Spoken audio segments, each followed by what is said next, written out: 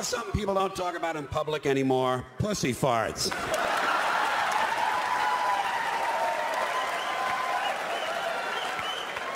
Anyway, once again, for me, it is HBO time. This is, we're back at the Beacon Theater, by the way, for the third time in a row. And I do, as some of you know, this is the 12th show. I've been doing them since 1977. It usually takes me about two and a half years. And that means for the last couple of years, I've been out floating around, bouncing around the cities and the towns in this country and the theaters and concert halls, you know, working on my stuff. Probably been in your hometown a couple of times since the last time I saw you. Hey, you know me, if they got a zip code, I'll fucking be there. Oh, yeah? Hey. Busy as a dyke in a hardware store. Now, did you ever notice up on a barn, they got a weather vane up on a barn? By the way, I don't do transitional material. You probably picked that up right away, huh? Yeah, I just kind of go right into the next thing, and at this moment, we're on barns. But you never notice up there they got that weather vane, and usually it's a rooster or a cock. It's the same animal, really. You know, it's just a different name. You know why they got a cock on the weather vane? Because if they had a cunt, the wind would blow right through it.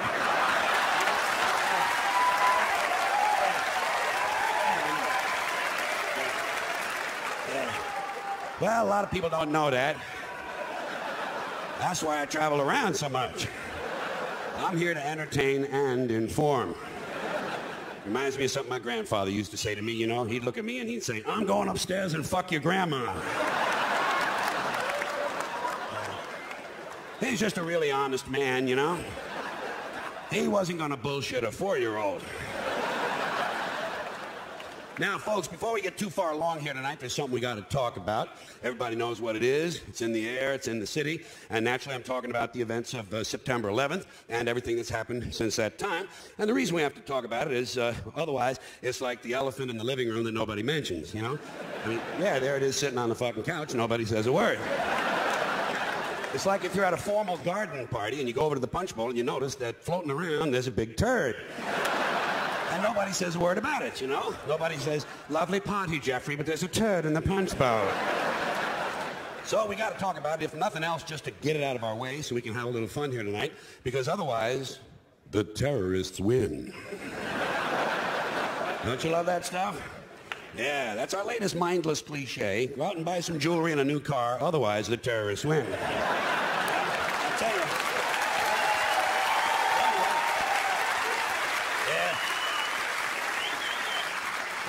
Those business assholes really know how to take advantage, don't they?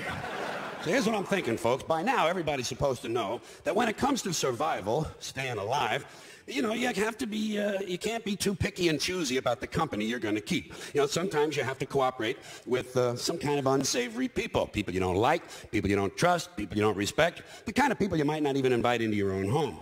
So, for that reason, tonight, I'm announcing my intention to cooperate with the United States government. That's right.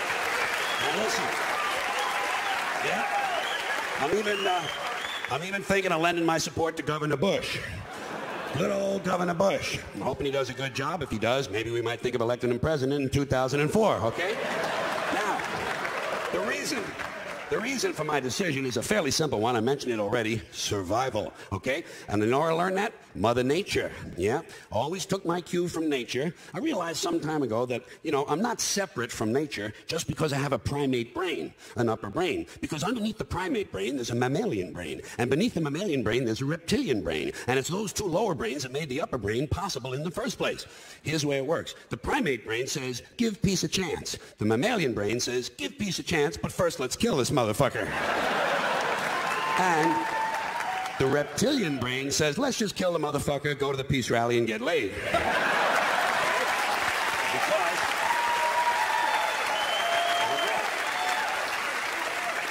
Because the first obligation of any organism is to survive. The second is to reproduce. Survival is more important than fucking, okay? Pacifism is a nice idea, but it can get you killed.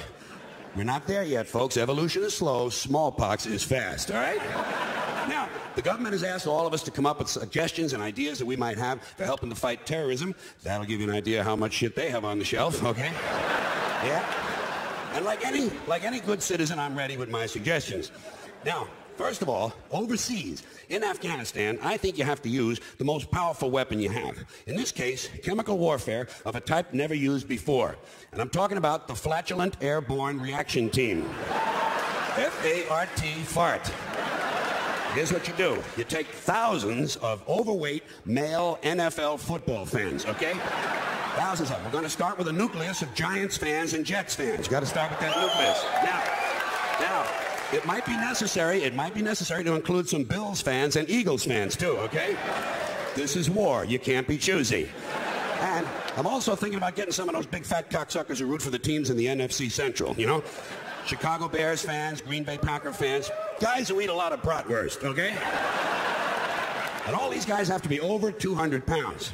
What you do is, for 30 days, you put them on a diet of nothing but cheese, cabbage, and beer, okay?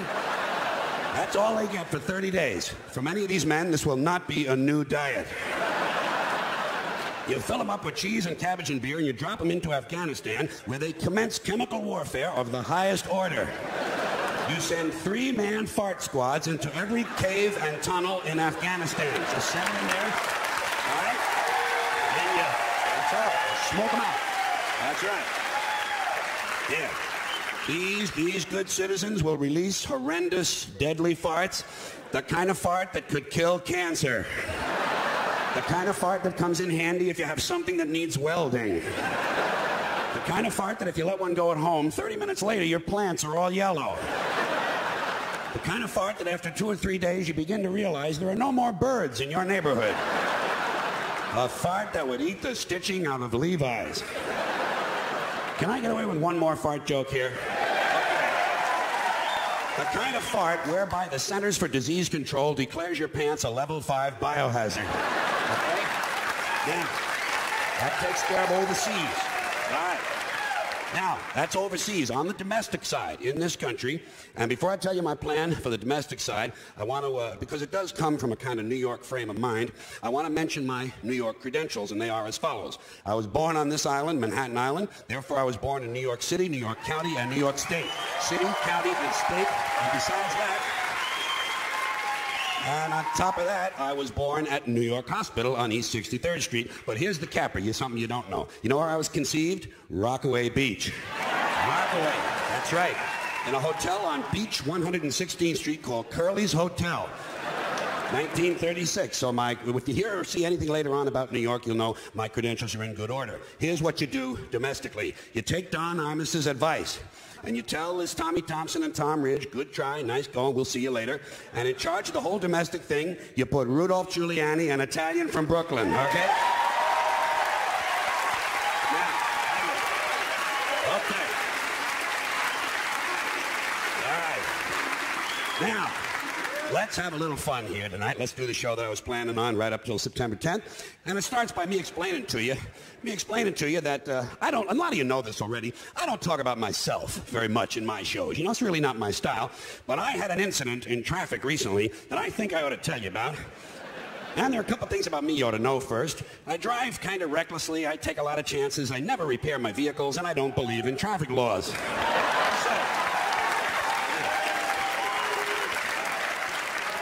So I tend to have quite a high number of traffic accidents. And last week, I either ran over a sheep or I ran over a small man wearing a sheepskin coat. And I don't know because I didn't stop. I do not stop when I have a traffic accident. Do you? Huh? Do you? No, you can't. Hey, who has time? Not me. I hit somebody, I run somebody over. I keep moving. Especially if I've injured someone. I do not get involved in that. I'm not a doctor. I've had no medical training.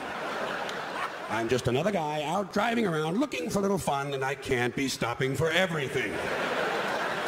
Well, let's just look at it logically. Let's be logical about it. If you do stop at the scene of the accident, all you do is add to the confusion. These people you ran over have enough troubles of their own without you stopping and making things worse. Leave these people alone. They've just been in a major traffic accident. The last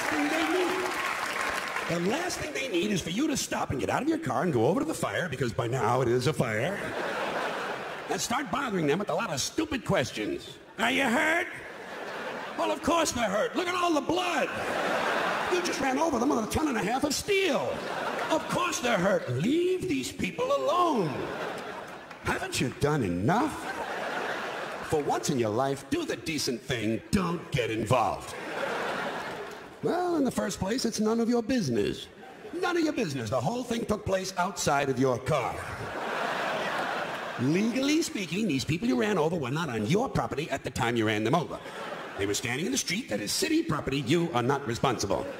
If they don't like it, let them sue the city. And besides, it happened back there. It's over now. Stop living in the past.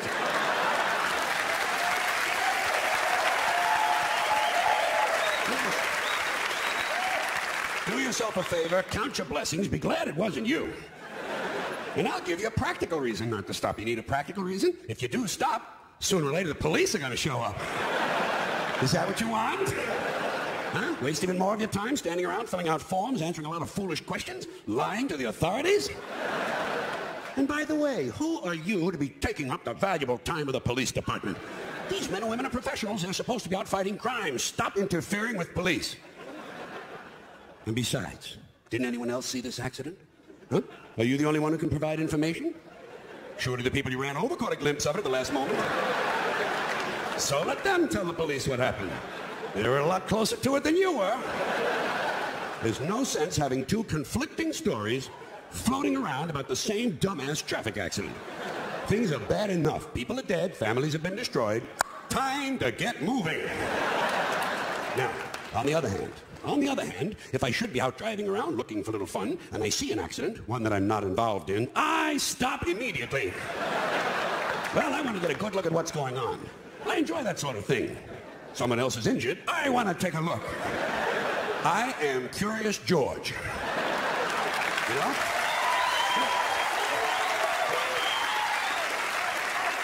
But people don't like that. Police don't like it. They say you're rubbernecking. They say you're blocking traffic. Never mind that shit. I want to take a look. I'm never too busy that I can't stop to enjoy someone else's suffering. And I'll tell you something else. I'm a big fan of traffic accidents. You know my favorite accident? 2 buses and a chicken truck. Get hit by a circus train in front of a flea market. Well, I want to see something interesting. I'm looking for a neck sticking out of a gas tank. If I'm going to take the time to stop, I expect a couple of fucking laughs. And if my car should happen to be in such a position where I can't quite see what's going on, can't get a good enough look, I'm not the least bit shy about asking the police to bring the bodies over a little closer to the car. Pardon me, officer, would you fellows mind dragging that twisted-looking chap over here a little closer to the car, please? My wife has never seen anyone shaped quite like that. Look at that, sugar lips. That's his rib cage sticking out of the glove compartment. Thank you, officer. That will be all now. You can throw him back on the pile. We'll be moving along, and off I go out onto the highway, looking for a little fun. Perhaps a tanker truck filled with human waste will explode in front of the Pokemon factory.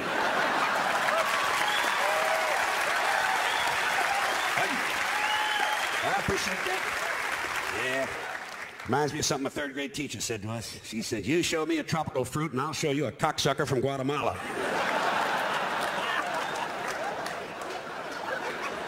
No, that wasn't her. That was a guy I met in the Army. I'm sorry. I always confuse those people. Now, folks, this next piece of material is going to give us a chance to bond. That's what Americans have been doing the last 10, 15 years, bonding. When they're not networking or reaching out or making space for one another, you'll find them bonding. And we're going to do that because this piece of material is about us. This is about you and me. You and me. Little things. Little things we all know. Common knowledge. In this case, little things we all know about our bodies. Because everybody's body is different, but everybody's body is really quite the same. So there are a lot of little things about our bodies that we all know, but we never talk about. That's what interests me. These are practically universal experiences. Nobody mentions them. Some of them are disgusting. Some of them are appallingly revolting and degrading, even to the most degenerate mind. So let's get started with a couple of them.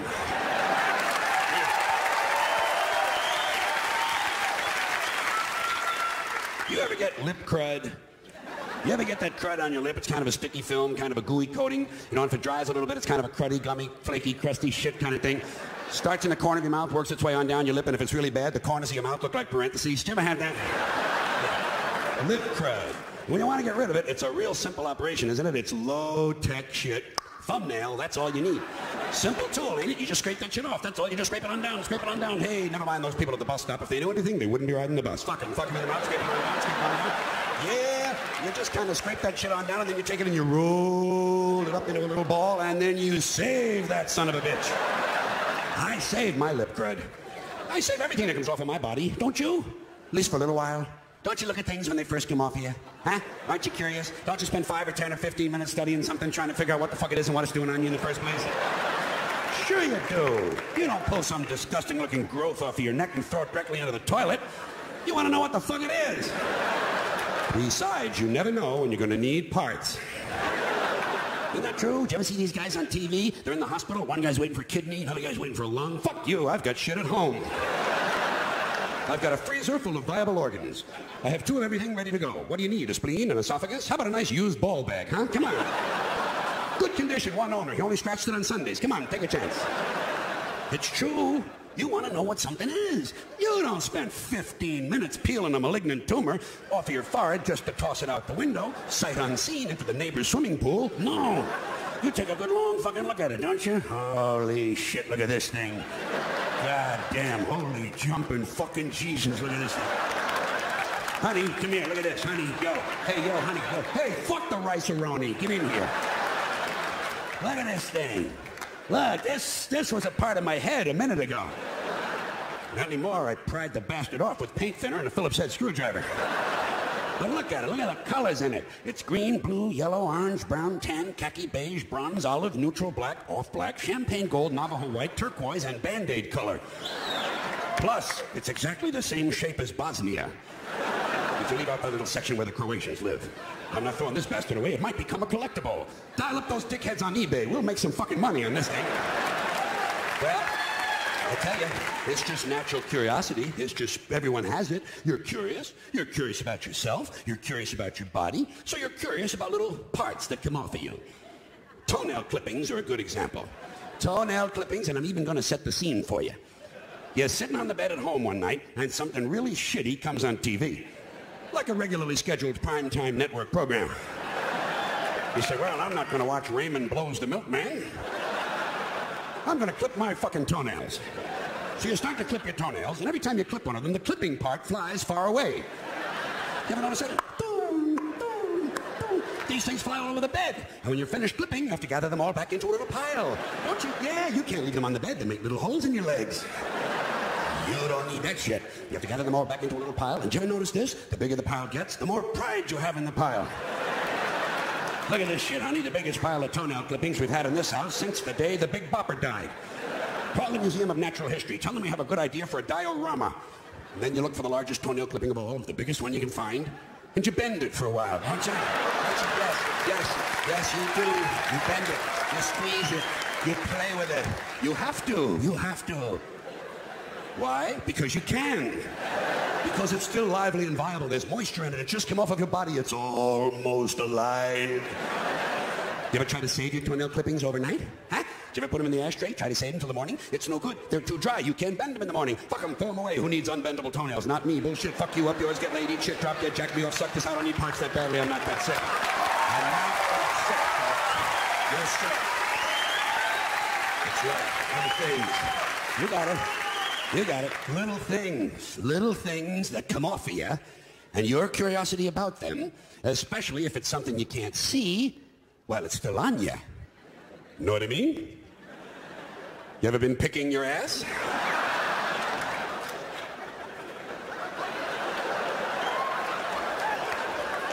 You know, just idly standing out in the driveway, picking your ass, and you come across an object.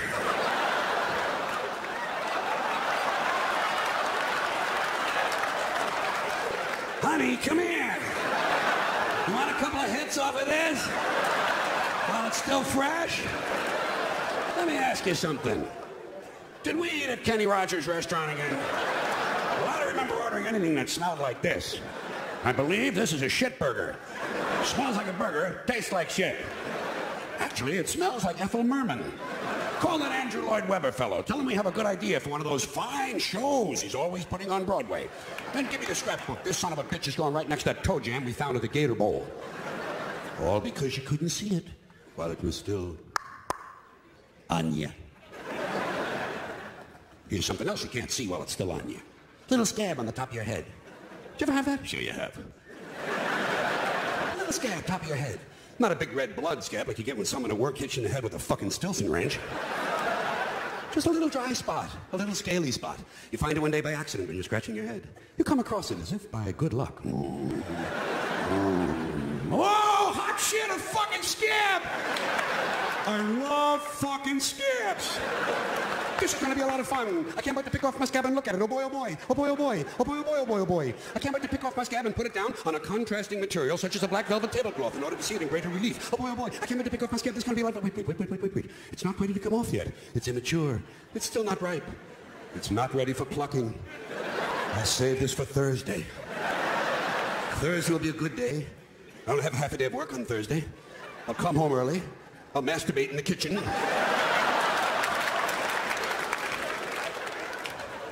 And then I'll watch the Montel Williams show. And then I'll pick off my scab. Oh boy, I can't wait to pick off my scab. This is going to be a lot of fun.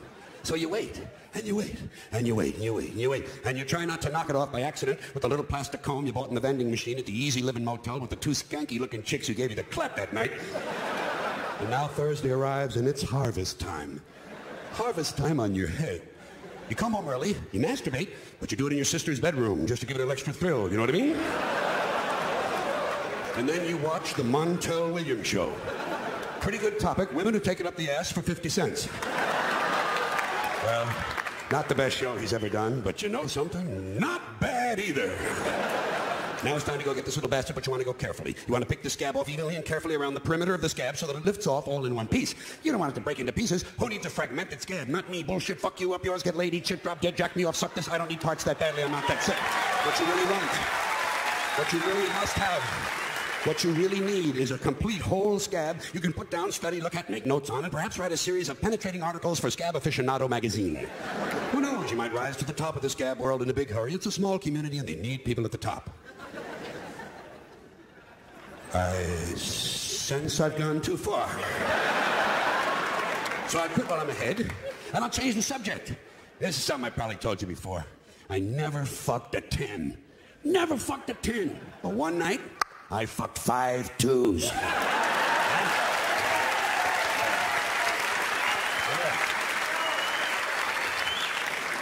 And I think that ought to count. Here's something you never hear a man say. Stop sucking my dick or I'll call the police.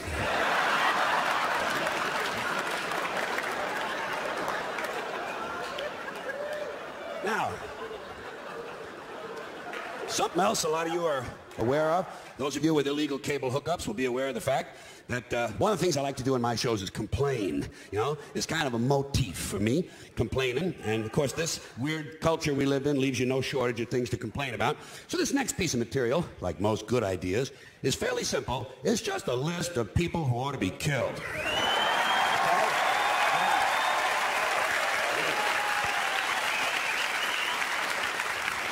Starting with these people who read self-help books. Why do so many people need help? Life is not that complicated. You get up, you go to work, you eat 3 meals, you take 1 good shit, and you go back to bed. What's the fucking mystery?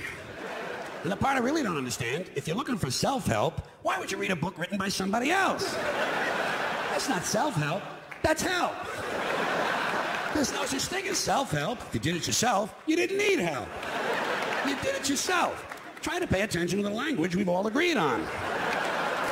And a similar mystery to me, motivation books, motivation seminars. Why would anyone need to be motivated by someone else? I say if you lack motivation, a seminar isn't going to help you. What you really need is to be smashed in the head 30 or 40 times with a golf club. That'll fucking motivate you.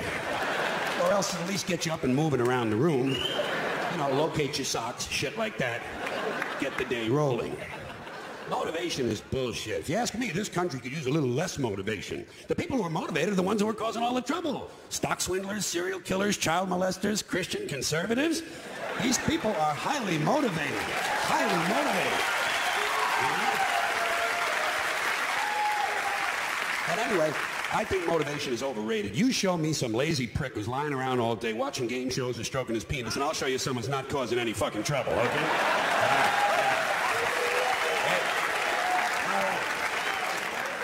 Here's another pack of low-grade morons who ought to be locked into portable toilets and set on fire. These people with bumper stickers that say, "We are the proud parents of an honor student at the freaking school." You know? Or the Midvale Academy, or whatever other innocent-sounding name has been assigned to the indoctrination center where their child has been sent to be stripped of his individuality and turned into an obedient, soul-dead, conformist member of the American consumer culture.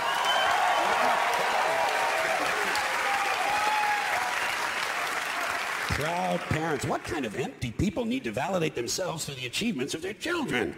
How'd you like that to live with a couple of these misfits? How's that science project coming along, Justin? Fuck you, Dad. You simple-minded prick. Mind your own business and pass the Cheerios. Here's a bumper sticker I'd like to see. We are the proud parents of a child whose self-esteem is sufficient that he doesn't need us promoting his minor scholastic achievements on the back of our car.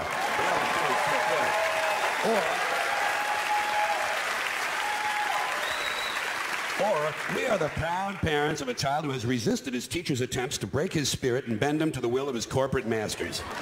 Just be nice little for change, you know? Here's something realistic. We have a daughter in public school who hasn't been knocked up yet. We have a son in public school who hasn't shot any of his classmates yet. But he does sell drugs to your honor student. Plus, he knocked up your daughter. Then there are the people who aren't too proud of their children. We are the embarrassed parents of a cross-eyed little nitwit who at the age of 10 not only continues to wet the bed, but also shits on the school bus. Something like that on the back of the car might give the child a little more incentive, you know? Get him to try a little harder next semester. Here are some more parents who want to be beaten with heavy clubs and left bleeding in the moonlight.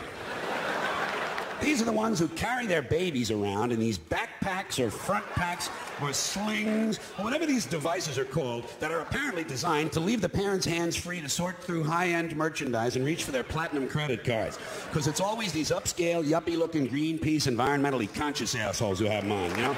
I say, "Hey, Mr. and Mrs. Natural Fibers." I say, "Hey, Mr. and Mrs. Natural Fibers. It's not camping equipment, it's a baby. Touch the little prick now and then. He'll thank you for it someday."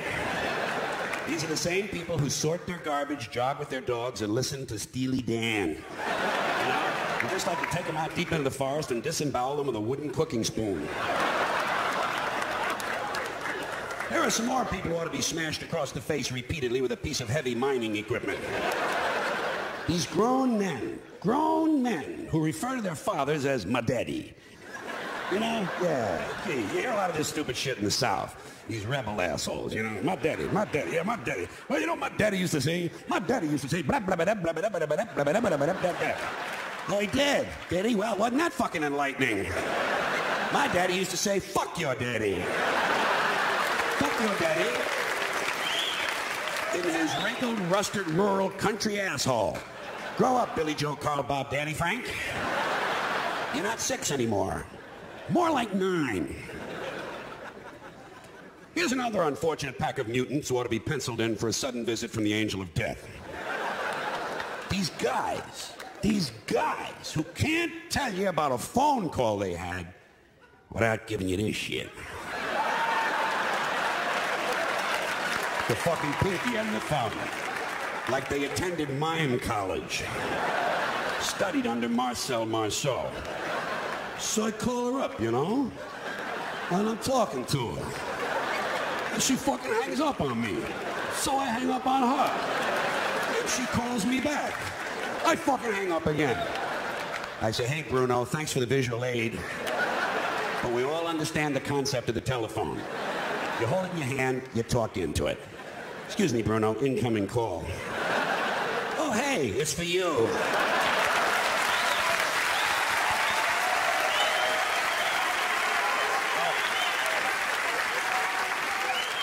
Here's another bunch of puss-headed telephone cretins. These self-important techno dicks who walk around with these hands-free telephone headsets and earpieces. Mr. Self-Important doesn't want to be too far from the phone in case Henry Kissinger calls. He's got the Dalai Lama on line 2. I say, hey, spaceman, as long as your hands are free, reach over here and fondle my balls, would you please?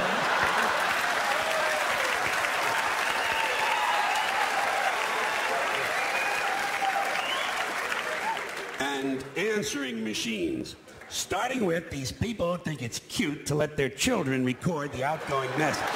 You know? And you can't understand a word of it because the kid's a fucking imbecile. Hi, my name is Stacy. I'm 5 years old. My mommy and daddy aren't home.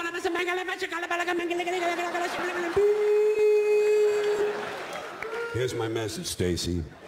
I'm coming over to your house with a big knife. And I'm gonna kill mommy and daddy. And I'm gonna peel off their skin and make a funny hat. After that, I'm gonna take out my huge ding-dong and stick it right in your...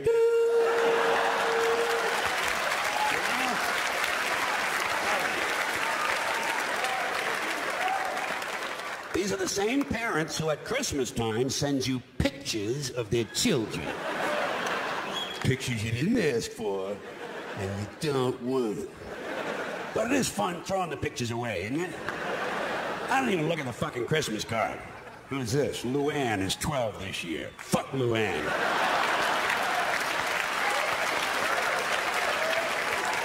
I give a shit how old she is. Does she have any tits yet? Send me a picture of Luann's tits.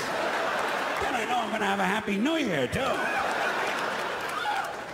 Then, just to compound your holiday pleasure, they enclose a family newsletter. Just what you're hoping for. News about people you can barely fucking remember. We're so proud of Brad, he's been accepted into dental school. Yeah, in the Philippines. After 4 tries. Fuck Brad and everybody who looks like Brad. Judging from his picture, I think he's jerking off too much. Keep him away from Luann. Here's another bunch of genetic defectives who've been turned loose on answering machines. These guys who cannot resist the urge to put music on their outgoing message. You know, some guy spends $8 at Radio Shack and suddenly he's a fucking record producer. And because he's busy in the basement jacking off his dog, I have to listen to substandard music. And it's always rotten music, you know? It's either new age, that pointless, meandering zombie noise played by pseudo-spiritual lunatics who think wind chimes are a musical instrument. Or else it's soft rock, that lame-ass, weak, non-threatening suburban white boy junk played by bands like Men Without Testicles. Oh, and folks, on these answering machines, do me a favor, would you please? When you record your outgoing message, don't bother telling me you can't come to the phone. I understand that. Apparently, that's why we have these machines. And don't tell me to leave my name and number. Somehow, I figured that out. And if you work in an office, never mind that stuff, I'm away from my desk. If you had to take a shit, say so. Just say, hi, this is Mary Louise. I had the Mexican jalapeno bean chili dip, and I washed it down with a gallon of gin. I'll be in and out all day.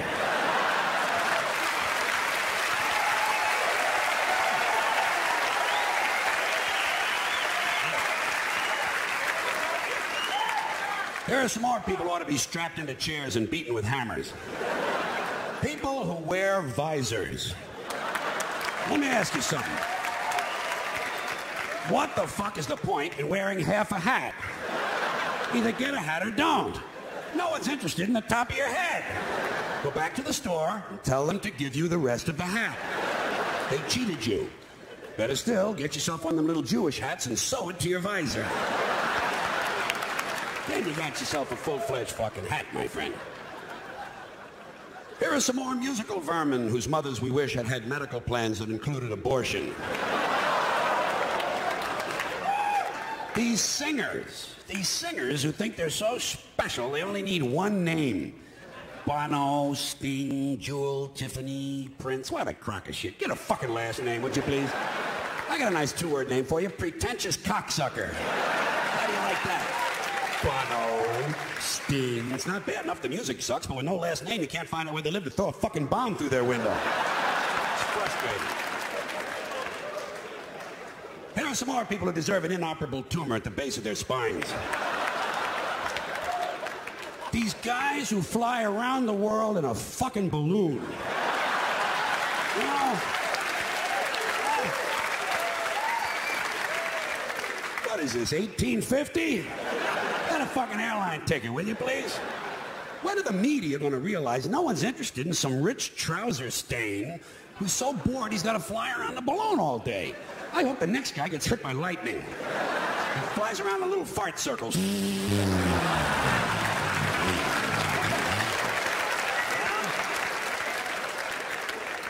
And lands in a sewage treatment pond and sinks with the rest of the turds.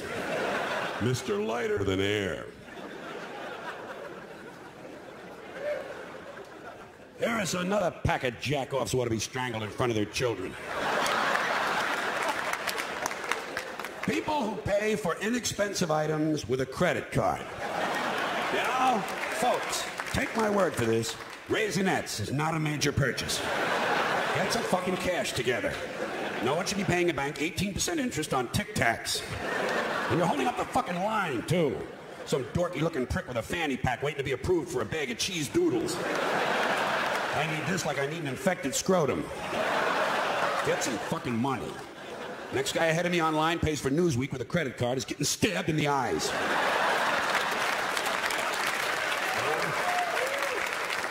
And I'm getting really sick of guys named Todd. You know, yeah, it's just a goofy fucking name, okay? Hi, what's your name? Todd. I'm Todd. And this is Blake and Blair and Blaine and Brent. Where are all these goofy fucking boys' names coming from? Taylor, Tyler, Jordan, Flynn. These are not real names. You want to hear a real name? Eddie. Eddie is a real name. Whatever happened to Eddie? He was here a minute ago. Joey and Jackie and Johnny and Phil, Bobby and Tommy and Danny and Bill. What happened? Todd and Cody and Dylan and Cameron and Tucker. Hi, Tucker. I'm Todd. Hi, Todd. I'm Tucker. Fuck Tucker. Tucker sucks. And fuck Tucker's friend, Kyle. There's another soft name for a boy, Kyle. Soft names make soft people. I'll bet you anything that 10 times out of 10, Nicky, Vinny, and Tony will beat the shit out of Todd, Kyle, and Tucker.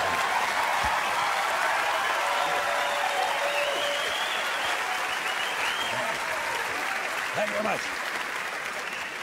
There are some more people with missing chromosomes who ought to be thrown screaming from a helicopter. Gun enthusiasts, you know? Oh, yeah, I'm a gun enthusiast. Oh, yeah, well, I'm a blowjob enthusiast. You want to see me shoot? Cock this and I'll discharge a load for you. And I'm not against guns. I'm not one of those mindless Hollywood cocksuckers. I'm not against guns. I'm not against bullets. I'm not even against people shooting each other. Shit, shooting somebody's part of the American dream. I don't care who it is. Parents, teachers, kids, fuck them. Let them get shot. Doesn't bother me. But speaking of mindless Hollywood cocksuckers, before Charlton Heston became president of these dickless lunatics in the NRA, they had a different guy. He's still one of their major spokesmen. His name is Wayne LaPierre. What kind of a name for a gun nut is Wayne LaPierre? Doesn't this sound a little fruity to you? Hi, I'm Wayne. I'm a gun person. Bang, bang. You know what this prick's name ought to be? Biff Webster. Spud Crowley, a man's name, Chuck Steak. Here are some more men who ought to be strapped to a gurney and castrated with fishing knives. White guys who shave their heads completely bald. You know? They're so ashamed they lost 11 hairs, they're going to try to turn it into some kind of a masculine statement. I say, hey, you goofy-looking, baldy-headed fuck. Looks good on black guys. On you, it's ugly, repulsive, and disgusting. You want to be bald? Do what I did. Wait a while.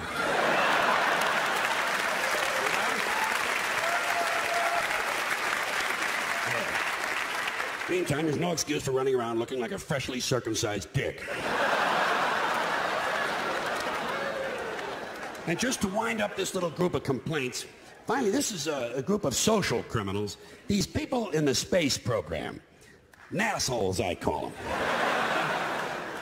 In case you haven't heard, the latest disaster for the rest of the universe is that the United States is going to go to Mars. Okay? Oh, yeah. We're going to go to Mars. And then, of course, we're going to colonize deep space with our microwave hot dogs and plastic vomit, fake dog shit, and cinnamon dental floss, and lemon-scented toilet paper, and sneakers with lights in the heels. And all these other impressive things we've done down here. But let me ask you this. What are we going to tell the Intergalactic Council of Ministers the first time one of our teenage mothers throws her newborn baby into a dumpster? Huh? How are we going to explain that to the space people? How are we going to let them know that our ambassador was only late for the meeting because his breakfast was cold and he had to spend half an hour punching his wife around the kitchen? And what are they going to think when they find out it's just a local custom that over 80 million women in the third world have had their clitorises forcibly removed in order to reduce their sexual pleasure so they won't cheat on their husbands? Can't you just sense how eager the rest of the universe is for us to show up? Can't you see them out there? Thank you. Now, folks, here's something else I got a problem with. The 10 Commandments. Here's my problem. Why are there 10? You don't need 10. I think the list of commandments was deliberately and artificially inflated to get it up to 10. It's a padded list. Here's what they did. About 5,000 years ago, a bunch of religious and political hustlers got together to try to figure out how to control people, how to keep them in line. They knew people were basically stupid and would believe anything they were told, so they announced that God had given them some commandments. Up on a mountain, when no one was around, God had given them the 10 Commandments. But let me ask you this. When they were sitting around making this shit up, why did they pick 10? Why 10? Why not 9 or 11? I'll tell you why. Because 10 sounds official. 10 sounds important. They knew if it was 11, people wouldn't take it seriously. So what, are you kidding me? The 11 Commandments? Get the fuck out of here. But 10 sounds important. 10 is the basis for the decimal system. It's a decade. It's a psychologically satisfying number. The top 10, the 10 most wanted, the 10 best dressed. So having 10 commandments was really a marketing decision. And to me, it's clearly a bullshit list. It's a political document artificially inflated to sell better. I'm going to show you how you could reduce the number of commandments and come up with a list that's a little more workable and logical. We're going to start with the first 3, and I'll use the Roman Catholic version because those are the ones I was taught as a little boy. I am the Lord thy God. Thou shalt not have strange gods before me. Thou shalt not take the name of the Lord thy God in vain. Thou shalt keep holy the Sabbath. Right off the bat, the first 3, pure bullshit. Sabbath day, Lord's name, strange gods. Spooky language. Spooky language. Designed to scare and control primitive people. In no way does superstitious nonsense like this apply to the lives of intelligent, civilized humans in the 21st century. You throw out the first 3 commandments, you're down to 7. Next, honor thy father and mother. Obedience, respect for authority. Just another name for controlling people. The truth is, obedience and respect should not be automatic. They should be earned. They should be based on the parent's performance. Parent's performance. All right? Some parents deserve respect. Most of them don't. Period. You're down to 6. Now, in the interest of logic, something religion is very uncomfortable with, we're going to jump around the list a little bit. Thou shalt not steal. Thou shalt not bear false witness. Stealing and lying. Well, actually, these two both prohibit the same kind of behavior. Dishonesty, stealing, and lying. So you don't need two of them. Instead, you combine them and you call it thou shalt not be dishonest. And suddenly, you're down to 5. And as long as we're combining, I have 2 others that belong together. Thou shalt not commit adultery. Thou shalt not covet thy neighbor's wife. Once again, these 2 prohibit the same kind of behavior, in this case, marital infidelity. The difference is coveting takes place in the mind, and I don't think you should outlaw fantasizing about someone else's wife. Otherwise, what's a guy going to think about when he's waxing his carrot? But marital fidelity is a good idea, so we're going to keep the idea and call this one, thou shalt not be unfaithful. And suddenly, we're down to 4. But when you think about it, honesty and fidelity are really part of the same overall value. So in truth, you could combine the 2 honesty commandments with the 2 fidelity commandments and give them simpler language, positive language instead of negative, and call the whole thing, thou shalt always be honest and faithful. And we're down to 3. Thou shalt, they're going away fast. Thou shalt not covet thy neighbor's goods. This one is just plain fucking stupid. Coveting your neighbor's goods is what keeps the economy going. All right? Your neighbor gets a vibrator that plays "O Come All Ye Faithful." You want to get one too. Coveting creates jobs. Leave it alone. You throw out coveting and you're down to 2 now. The big honesty and fidelity commandment, and the one we haven't talked about yet, thou shalt not kill. Murder. The 5th commandment. But when you think about it, religion has never really had a big problem with murder. Not really. More people have been killed in the name of God than for any other reason. All you have to do is...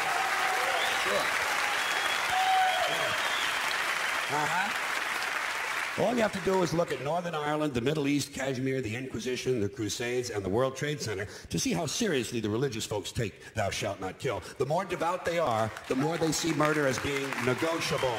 It's negotiable. You know? It depends. It depends on who's doing the killing and who's getting killed. So, with all of this in mind, I leave you with my revised list of the 2 commandments. Thou shalt always be honest and faithful to the provider of thy nookie. And thou shalt try real hard not to kill anyone, unless, of course, they pray to a different invisible man from the one you pray to. 2 is all you need. Moses could have carried him down the hill in his fucking pocket.